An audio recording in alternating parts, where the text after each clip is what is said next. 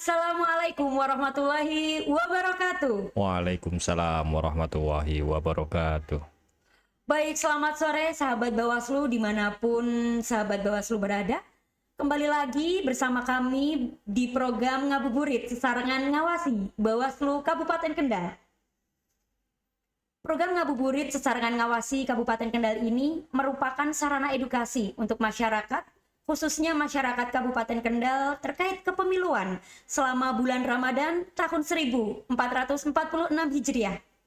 Sebelum kita berbincang-bincang pada sore hari ini, sebelumnya perkenalkan saya Cahya Wulan Martiana, staf Divisi Pencegahan Partisipasi Masyarakat dan Humas Bawaslu Kabupaten Kendal. Tentunya kita tidak sendiri, hadir di tengah-tengah kita semua ada Bapak Muhammad Athoillah. Baik, Bapak Muhammad Athoillah ini dari Koordinator Divisi Penanganan Pelanggaran Data dan Informasi Bawaslu Kabupaten Kendal ya Pak ya? Iya. Baik, sebelumnya apa kabar Bapak Atho? Alhamdulillah baik Mbak Wulan. Alhamdulillahirabbil alamin. Di puasa pertengahan ini bagaimana? Apakah puasanya terpantau aman, Pak?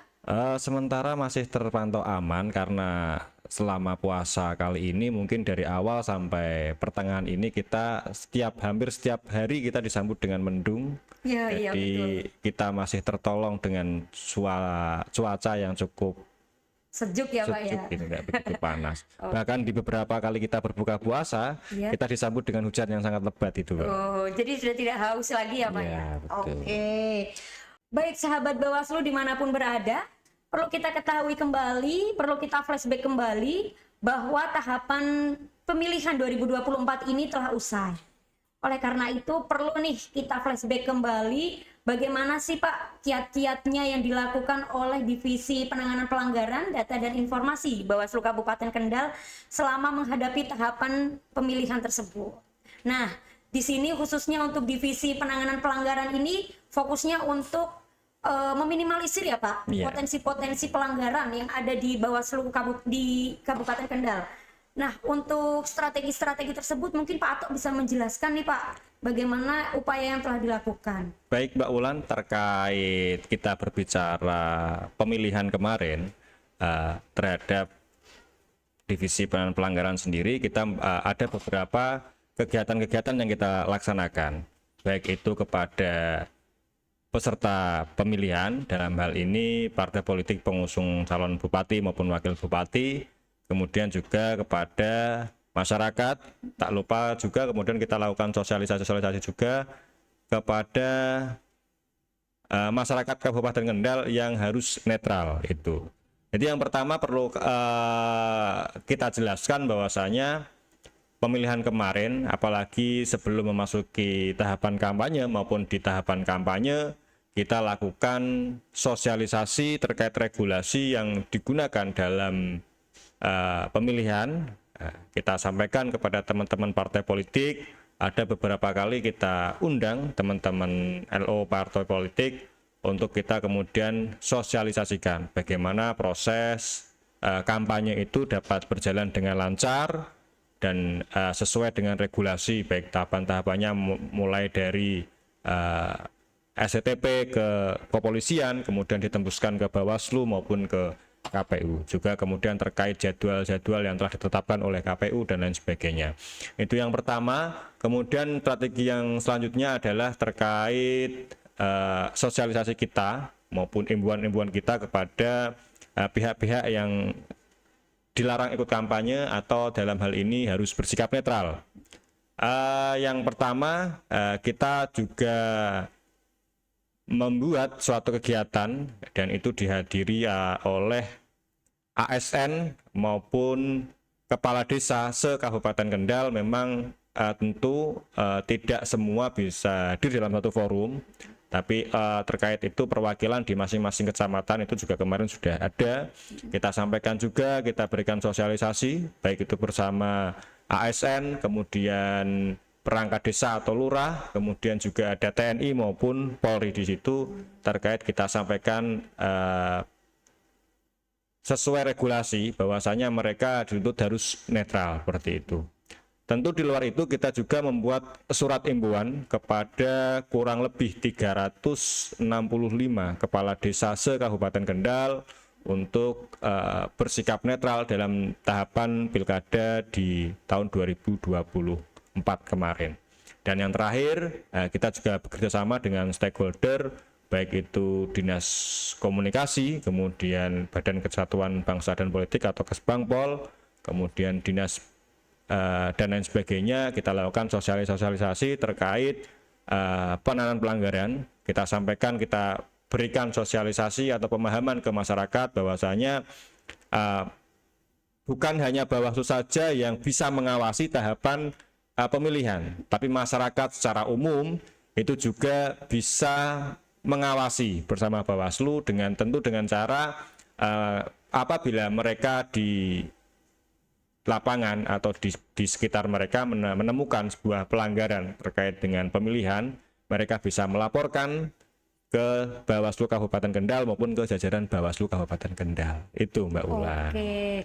Berarti untuk meminimalisir potensi terjadinya pelanggaran itu Bawaslu menggandeng baik dari stakeholder, masyarakat, dan juga peserta pemilihan tersebut ya Pak ya? Iya. Baik, Bawaslu Kabupaten Kendal sendiri telah merilis publikasi terkait hasil penanganan pelanggaran yang dilakukan oleh Bawaslu Kendal ya Pak? Nah, untuk jenis pelanggaran apa yang sudah ditangani oleh Bawaslu sendiri? Oke Mbak Ulan, baik, kalau mungkin bisa menjelaskan terkait pelanggaran pemilihan apa yang bisa ditangani oleh Bawaslu Kabupaten Kendal. Ini ada jenis pelanggaran itu bisa meliputi pelanggaran administratif pemilu yang itu bisa dilakukan oleh baik penyelenggara maupun peserta pemilihan. Kemudian yang kedua ada yang namanya pelanggaran pidana pemilu. Ini bisa dalam undang-undang ini bisa dilakukan oleh setiap warga negara, baik masyarakat, peserta pemilu maupun penyelenggara pemilu. Kemudian ada yang namanya kode etik, jadi ada penanganan pelanggaran kode etik gitu. Berbeda dengan pemilu, jadi ada 3 ini terkait pemilihan. Lalu apa saja yang kemudian yang sudah ditangani oleh Bawaslu Kabupaten Kendal? Kalau di Bawaslu Kabupaten Kendal kita sudah menangani 4 temuan register, seperti yang sudah kami publikasikan di media sosial maupun di kanal pemberitaan di Kabupaten Kendal. Ada 4 temuan yang sudah kita register dan ada 1 laporan yang tidak kita register karena melalui mekanisme penanganan pelanggaran 1 laporan tersebut tidak memenuhi syarat material, seperti itu Mbak Wulan. Selain itu tentu terhadap pengawasan penanganan pelanggaran yang kita lakukan pada tahapan pemilihan kemarin, terutama di tahapan kampanye, tentu juga kita melakukan penertiban maupun pencopotan alat peraga kampanye yang kita lakukan bersama-sama dengan KPU, baik KPU dan stakeholder terkait, dan kita juga dibantu oleh teman-teman ad hoc di tingkat kecamatan, dari ada Panwascam, kemudian PPK, PPS maupun PKD se-Kabupaten Kendal untuk bersama-sama melakukan penertiban alat peraga kampanye yang masih terpasang terutama di masa tahapan tenang, seperti itu. Kalau terkait jumlahnya mungkin Mbak Wulan maupun pemirsa yang menonton video ini bisa kemudian melihat di media sosial Bawaslu ada berapa kemudian APK yang telah diturunkan pada saat tahapan masa tenang, seperti itu Mbak Wulan. Oke, baik Pak. Sebelumnya kita ketahui juga ya Pak, dalam laporan publikasi itu Bawaslu Kabupaten Kendal telah menangani 4 temuan register dan 1 laporan tidak terregister nih Pak. Nah, mungkin Bapak bisa menjelaskan secara rinci nih Pak terkait hal tersebut. Baik, terima kasih atas pertanyaannya Mbak Wulan. Kalau kemudian bicara 4 temuan yang diregister oleh Bawaslu Kabupaten Kendal, dalam proses penanganan pelanggarannya, tentu kita kembali ke jawaban sebelumnya terkait Bawaslu bisa menangani pelanggaran apa saja. Terkait publikasi yang dilakukan oleh Bawaslu Kabupaten Kendal, 4 temuan register tersebut merupakan pelanggaran pidana pemilihan. Jadi terkait pidana pemilihan dalam proses penanganan pelanggarannya itu setelah kita register karena memenuhi baik syarat formil maupun materialnya, setelah kita register kemudian kita bahas. Nah, kita bahas dengan siapa Mbak Ulan? Kalau di Bawaslu itu ada yang namanya Sentra Gakumdu. Jadi Sentra Gakumdu itu merupakan tim yang kemudian dibentuk oleh Bawaslu RI, kemudian Bawaslu Provinsi maupun Bawaslu Kabupaten bersama baik kejaksaan maupun kepolisian. Jadi untuk menangani pelanggaran terutama yang di pidana pemilihan. Nah, itu kemudian setelah diregister, kemudian dibahas bersama Sentra Gakumdu.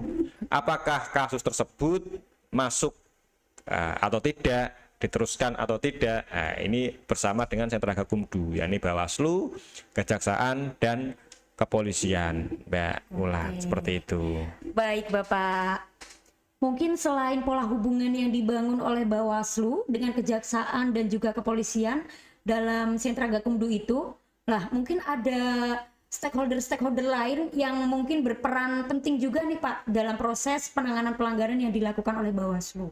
Baik, kalau terkait siapa saja yang berperan penting, tentu juga bukan hanya stakeholder maupun siapa, tapi tentu masyarakat secara umum. Juga sudah kami sampaikan tadi di atas bahwasanya terhadap proses penanganan pelanggaran ini tentu kita membutuhkan keterlibatan masyarakat secara umum. Kalau kita bicara pemilihan bupati maupun wakil bupati, ini ruang lingkupnya itu kan di Kabupaten Kendal, Mbak Ulan. Ya. Sedangkan kemudian dalam proses pengawasan dalam satu desa kita hanya punya badan ad hoc satu orang, yakni PKD. Ya, PKD berjumlah satu orang. Tentu kalau tidak mengandalkan masyarakat secara umum dalam proses penanganan pelanggaran ini, apa yang kemudian terjadi di masyarakat dalam suatu desa atau suatu kampung, bahkan suatu RT, ya kan, kalau tidak ada peran aktif masyarakat, tentu juga tidak akan kita ketahui bersama, gitu loh. Apakah itu sebuah pelanggaran atau tidak, atau dan lain sebagainya, itu tentu juga sudah kita sosialisasikan ke teman-teman yang di tingkat kecamatan maupun di tingkat desa. Jika memang nanti ditemukan sebuah pelanggaran, itu bisa kemudian melaporkan atau menyampaikan hal tersebut kepada pengawas di tingkat desa ataupun pengawas di tingkat kecamatan. Seperti itu Mbak Ulan. Jadi terkait dukungan tentu juga bukan hanya stakeholder saja, tapi masyarakat secara umum dan secara luas, seperti itu Mbak. Baik, untuk sahabat Bawaslu dimanapun berada, bisa kita tarik benang merahnya bahwa Divisi Penanganan Pelanggaran Data dan Informasi Bawaslu Kabupaten Kendal selama tahapan pemilihan 2024 ini berfokus pada upaya meminimalisir potensi terjadinya pelanggaran pemilihan ya Pak ya? Iya. Nah, mungkin ada program-program lain nih Pak yang dilakukan Divisi Penanganan Pelanggaran Data dan Informasi selama tahapan pemilihan 2024 kemarin dan mungkin nanti akan dijalankan ketika tahapan non-tahapan. Baik, terima kasih Mbak atas pertanyaannya. Mungkin ini pertanyaan yang secara umum ya, masyarakat yang kemudian ditanyakan kepada Bawaslu Kabupaten Kendal, atau mungkin bisa, kalau boleh memang ditarik benang merahnya itu, Bawaslu ngapain setelah pemilihan? Nah, bisa jadi kan semacam itu Mbak Ulan ya. Ini pertanyaan yang menarik, terutama di Divisi Penanganan Pelanggaran Data dan Informasi. Ya, kalau kita kemudian bicara tentang pemilihan, ini kan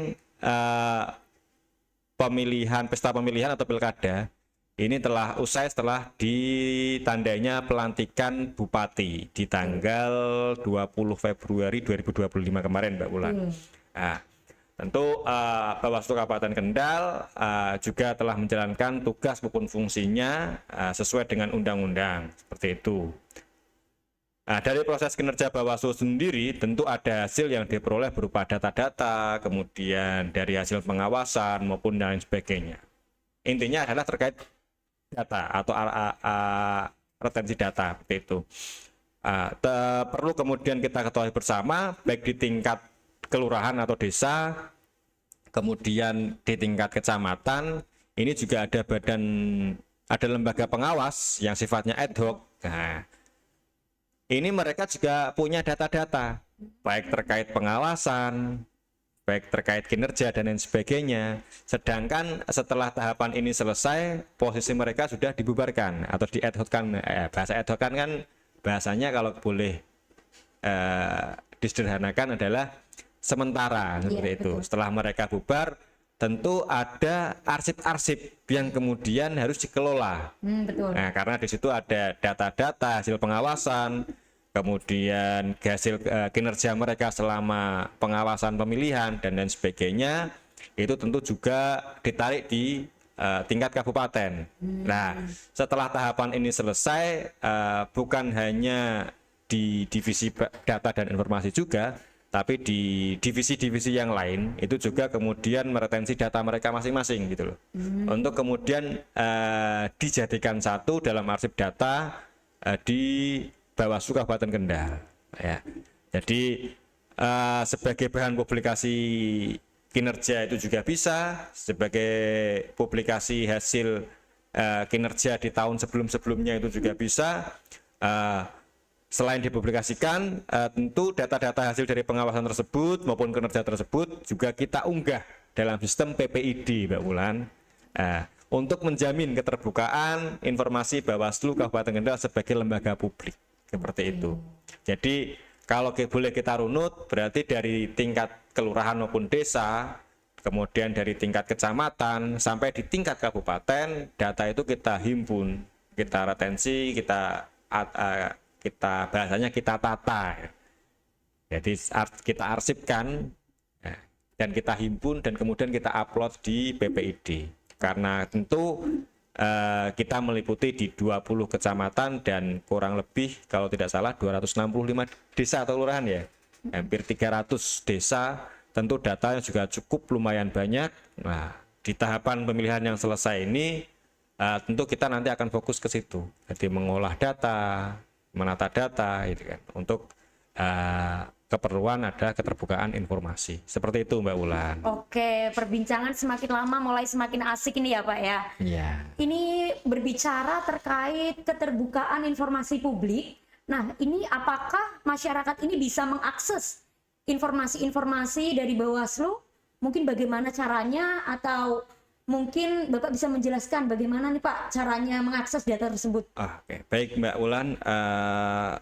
Kalau berbicara tentang informasi atau data terkait hasil pengawasan pemilihan di tahun 2024, mungkin dapat mengajukan permohonan informasi kepada Bawaslu Kabupaten Kendal melalui aplikasi PPID atau surat atau fax atau email maupun telepon atau datang langsung ke tempat pelayanan PPID Mbak Wulan. Kalau terkait website PPID itu juga bisa diakses oleh masyarakat secara umum. Di situ masyarakat bisa kemudian melihat, tapi hanya sifatnya data-data secara umum Mbak Wulan, gitu. Jadi kalau kemudian mau minta data secara khusus, itu mungkin bisa melalui permintaan data.